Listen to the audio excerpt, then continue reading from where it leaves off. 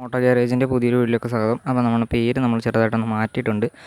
Seven decker ഷോപ്പിൽ നിന്ന് motto ഗാരേജിലേക്ക് മാറ്റിയിട്ടുണ്ട്. അപ്പോൾ നമ്മൾ വന്നിരിക്കുന്നത് നമ്മുടെ ഫാസിനോട് പെട്രോളിൻ്റെ ഗേജ് മാറുന്ന വീഡിയോ ആണ്. ഇതാണ് നമ്മുടെ പെട്രോൾ ഗേജ് വരുന്ന ഭാഗം. ഇത് ഞാൻ ഗേജ് മാറ്റിയിട്ടുണ്ട്, റീഡിങ് കാണിക്കുന്നില്ല. അപ്പോൾ നിങ്ങൾ ചെയ്യേണ്ട കാര്യം എന്ന് പറഞ്ഞാൽ, ഇതാണ് ഗേജ് വരുന്ന കേബിൾ. ഇത് ഒന്ന് ഷോർട്ടാക്കി കൊടുക്കുക. താക്കോൽ ഓണാക്കുമ്പോൾ മീറ്റർ ഫുള്ള് കാണിക്കുന്നുണ്ടെങ്കിൽ മീറ്ററിന് കുഴപ്പമൊന്നുമില്ല. ഇങ്ങോട്ടുള്ള വയറിങ്, ഇവിടുന്ന് അങ്ങോട്ടുള്ള വയറിങ് ഒന്നും കുഴപ്പമില്ല, ഗേജിന് കംപ്ലൈൻ്റ് ആയിരിക്കും. ഈ ഗേജ് മാറിയാൽ മതി. അപ്പോൾ ഓരോ വണ്ടിക്ക് ഓരോ റേറ്റാണ് ഗേജിന് വരുന്നത്. അപ്പോൾ ഇതിന് എനിക്ക് വന്നത് ഈ ടൈപ്പ് ആണെങ്കിൽ ചെറിയ ചെറിയ വ്യത്യാസങ്ങൾക്ക് വിലക്കുറവും കൂടുമൊക്കെ വരും. ഇതിന് എനിക്ക് വന്നത് 300 രൂപയാണ്. അപ്പം ഇതിൻ്റെ ഗേജ് നമുക്കൊന്ന് മാറ്റിയിടാം. ആദ്യം ഇതിൻ്റെ ഈ ഒരു പാർട്സൊക്കെ ഒന്ന് അടിച്ചേക്കണം. 10-ൻ്റെ നട്ടാണ് ഇതിൽ വന്നത്, ഈ ഒരു ഭാഗത്തൊക്കെ. പിന്നെ ഇവിടെയൊക്കെ സ്റ്റാറിൻ്റെ സ്ക്രൂ ആണ് വന്നത്. അപ്പോൾ അതൊക്കെ ഒന്ന് അഴിച്ചിട്ട് നമുക്കിത് മാറ്റിയെടുക്കാൻ പറ്റും. അപ്പോൾ അതെനിക്കൊന്നും വീഡിയോ എടുക്കാൻ പറ്റിയില്ല. അപ്പോൾ ഇങ്ങനെയാണ് ഒരു ഷോർട്ട് വീഡിയോ ആണ്. പേര് മാറ്റിയതിൻ്റെയൊക്കെ ലോഗോയുടെയൊക്കെ അടുത്ത വീഡിയോയിൽ ഞാൻ ഇടുന്നതായിരിക്കും. പഴയ ലോഗോയാണ് കിടക്കുന്നത്. അപ്പോൾ ഇതാണ് വണ്ടിയുടെ പഴയ ഗേജ്. ഇത് നമ്മുടെ പെട്രോളിൻ്റെ റീഡിങ് അളക്കുന്ന സംഭവമാണ്. ഇതിനകത്തോട് ഇങ്ങനെ ഇട്ടാണ് ഗേജ് അളക്കുന്നത്.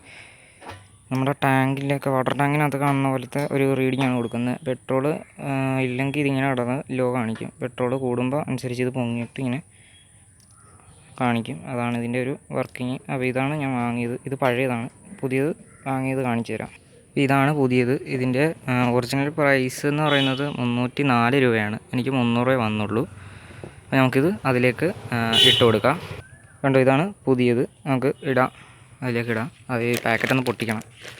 അപ്പോൾ ഇതെങ്ങനെ ഇടേണ്ടതെന്ന് വെച്ച് കഴിഞ്ഞാൽ കാണിക്കുന്ന പോലെ ഇതിലേക്ക് ഇട്ട് കൊടുക്കുക. എന്നിട്ട് ഇത് കറക്റ്റ് സീറ്റിങ്ങിൽ ഇട്ട് കൊടുക്കുക. ഇപ്പോൾ ഇതിൽ പെട്രോൾ ലോ ആണ്. ഞാൻ ഇട്ടിട്ട് ചെക്ക് ചെയ്ത് നോക്കിയായിരുന്നു. അപ്പോൾ വീഡിയോയ്ക്ക് വേണ്ടി അഴിച്ചതാണ്. അപ്പം പെട്രോൾ നമുക്ക് ഒരു ധാരണയില്ലായിരുന്നു. പഴയ മീറ്റർ കിടക്കുന്നതുകൊണ്ട്, ഗേജ് കിടക്കുന്നതുകൊണ്ട് ഇവർ എത്ര ആണ്, ലോ ആണോ ഫുള്ളാണോ എന്നറിയത്തില്ല. ആ ഒരു കണ്ടീഷനിലേക്ക് വന്നപ്പോൾ ഇത് പെട്രോൾ ലോ ആണ്. അപ്പം ഞാൻ ഫ്ലോട്ട് അത് പകുതി വരെ കിട്ടുന്നുള്ളൂ. അതുകൊണ്ട് പെട്രോളിൻ്റെ റീഡിങ് അത്ര ഇതായിട്ട് കാണിക്കുന്നില്ല. പെട്രോളിൻ്റെ അടിച്ചു കഴിഞ്ഞാൽ ഇത് പഴയ പോലെ വർക്ക് ചെയ്യുന്നതാണ്. ഗേജ് മാറിക്കഴിഞ്ഞാൽ ഗേജിൻ്റേതായിട്ടുള്ള റീഡിങ്ങും കാര്യങ്ങളും വ്യത്യാസമൊന്നും വരത്തില്ല, ഒറിജിനൽ തന്നെ കാണിക്കും. ഇതിൽ ലോ ആണ് ഫ്യൂവൽ. ഞാൻ അടിച്ചും കാണിച്ചു തരാം. ലോ ആണ്. ഇപ്പോൾ ചരിച്ച് വെച്ചേക്കുമ്പോൾ ചെറുതായിട്ടൊക്കെ കാണാം. ഡോട്ടൊന്നും അധികം ഇതിലില്ല. കണ്ടോ, ആ അറ്റത്ത് കുറച്ച് കിടക്കുന്നതേ ഉള്ളൂ. ഫ്ലോട്ട് മുഴുവനായിട്ട് മുങ്ങുന്നില്ല.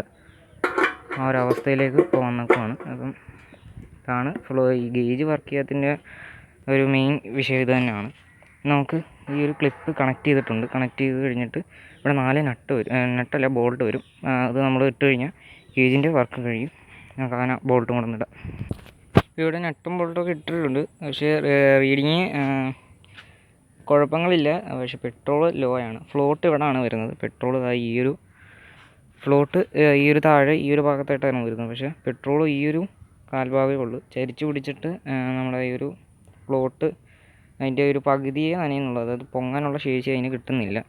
പെട്രോൾ ഒട്ടുമില്ല, ലോ ആണ്. പെട്രോൾ അടിക്കുമ്പോഴേ റീഡിങ് കാണിക്കൂ. അപ്പം ഇന്നത്തെ ഒരു വീഡിയോ ഇവിടുന്ന് ഞാൻ പറയുന്നത്, ഇവിടുന്ന് അങ്ങോട്ട് കണക്ഷൻസ് ഓക്കെ ആണെങ്കിൽ ഗേജ് മാറിയാൽ അത് ഓക്കെ ആവും.